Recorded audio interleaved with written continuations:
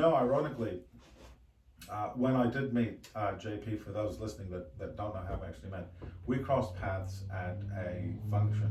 Yes. I think it was At the, couple of months ago, probably before the Christmas time. I think it was probably before Christmas, around the 20th of December, 16th of December, something like that. Yeah, something like that. And that's how we met. And you know that when I got up to do the comedy that time, that was the first time I'd done comedy in Arabic. Okay. So I had never done comedy in Arabic. I had never done it to an Arabic speaking audience. And that style of comedy that I did is a completely different style to what I do to my English speaking audience. Okay. I don't mean like completely different, like it's not even the same person. It's not the same jokes, it's not the same style, it's not the same voice, it's not the same, nothing about it is even related. But you have to do whatever it is that you do, you have to do it for your audience. Because if I was to do my normal set for that audience, it wouldn't work. Okay. And if I took who I did that night that you saw to... Yeah, where I met you. Hey? Where you met me. Yeah, where I met you at the function. Yeah, it wouldn't work. So I had to do it in such a way, and I literally, because when I walked in, I had spoken to Anthony and I said, I do comedy. He goes, okay, get up and do something. Get up and Okay. And I said, what now?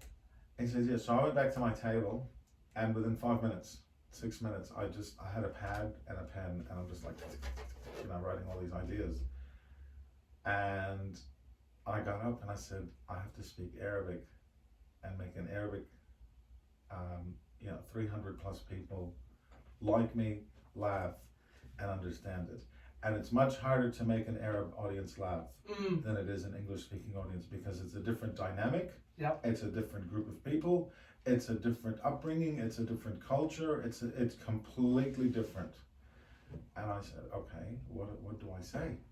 What do I do? What do I, but these thoughts are like rushing within, like, tick, tick, tick, tick, tick, tick in my head. And I said, pretend that you're sitting with your grandmother in the backyard. What conversation would you have with her? And I thought to myself, if I'm sitting in the backyard with my grandmother and I'm going to describe what I was told to talk about, what would I say? So the whole of the audience became my grandmother. Okay. And it became a one-to-one conversation with my grandmother. Even though I could see all these people and hear all this noise and that, I just focused all my energy onto pretending I was in the backyard having a coffee with my grandmother. How would I respond? So I collected myself as much as possible and put all that energy here, and I said, go.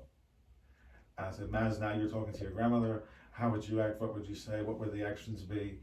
The words, how would you say them? Sort of being silly with a bit of smart aleck moves, with a bit of goofy stuff. And it was great, and it was so well received, and I felt so good